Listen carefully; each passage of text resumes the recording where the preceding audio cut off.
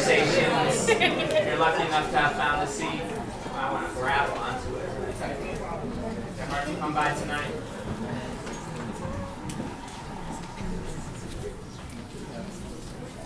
Anyone else want to say? People looking for seats, they'll take them. Where Amy? Yeah, I don't know where Amy is. I'll just speak and then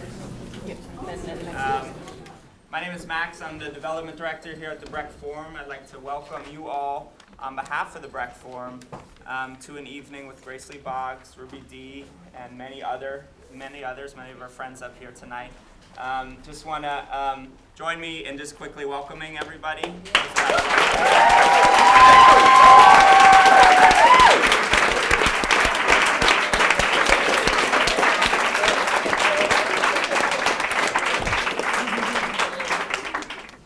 So, Grace, how would you describe the next American Revolution? I think the next American Revolution, from the response we've been getting since the book was published, is what the American people are looking for.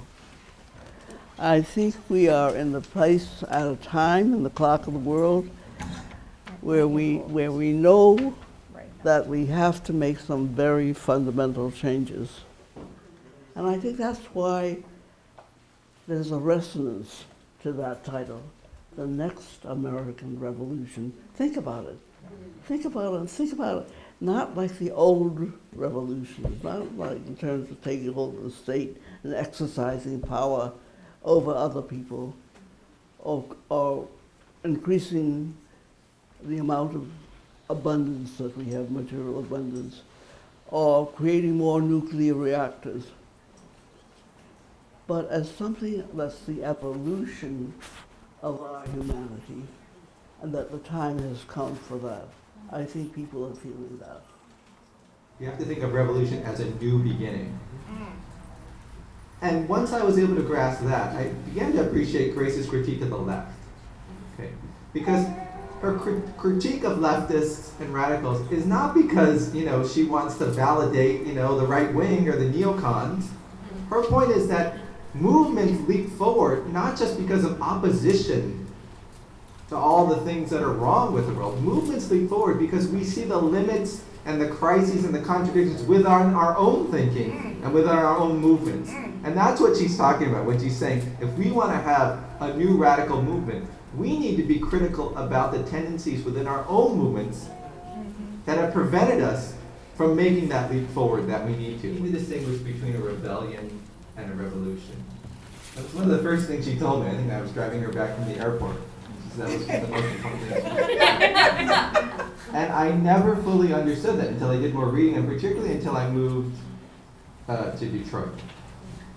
Because Detroit really represented, in so many ways, the height of rebellion and opposition to American racism and empire and capitalist domination. And Detroiters suffered tremendously because of it. There was massive capital flight, massive repression, there to this day. And I was just talking to a young woman today, actually, Kim is there. And she says, there was something about us in the South that we lost when we came north. It was that understanding that we could make a way out of no way. And I think that's what's going on in Detroit today. That a city that is so devastated that most people think it's the end of the world, that blacks who have been raised many of them raised in the South, looked at vacant lots that had been abandoned, and where other people saw blight, they saw hope. They saw an opportunity to grow our own food. They saw an opportunity to help young people who had been raised in the city and had a quick fix mentality, get a sense of patience.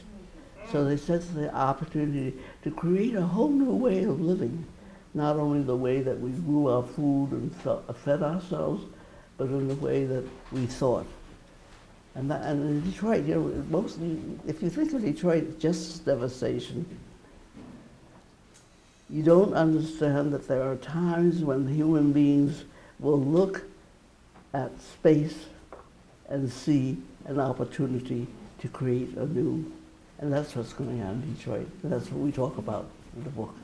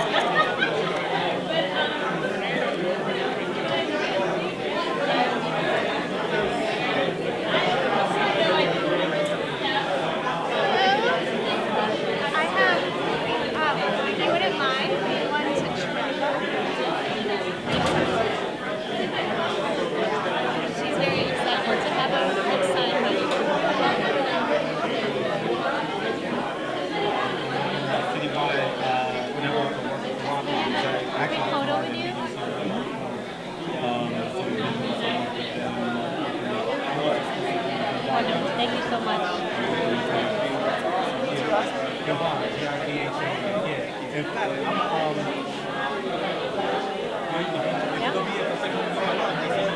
Thank you so much. I just want to say thank you again.